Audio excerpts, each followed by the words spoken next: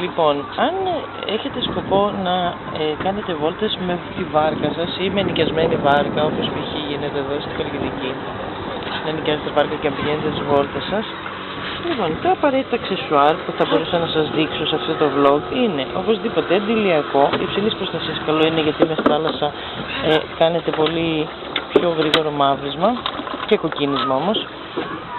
Λοιπόν, διχτάκι, θικάκι, ισοπολίτσα για τα κοχύλια, το οποίο εγώ δεν προνόησα και μου φέραν κάτι πάρα πολύ ωραία κοχύλια τα παιδιά. Οι τσάντες καλό είναι να είναι αδιάβροχες, αυτές δεν είναι. Υπάρχουν βέβαια σούκες για να βάλετε πράγματα, αλλά αν βραχούνε μετά δύσκολα θα στεγνώ.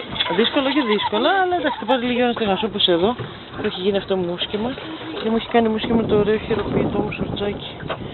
Λοιπόν, μία ψάθα κατά προτίμηση από αυτές τις αδιάβροχες, όχι αυτή την υφασμάτινη. Μία ψάθα αδιάβροχη, γιατί αυτή η υφασμάτινη που έχω εγώ δεν είναι ό,τι καλύτερο. Γυαλιά ηλίου και καπέλο εννοείται. Τι άλλο,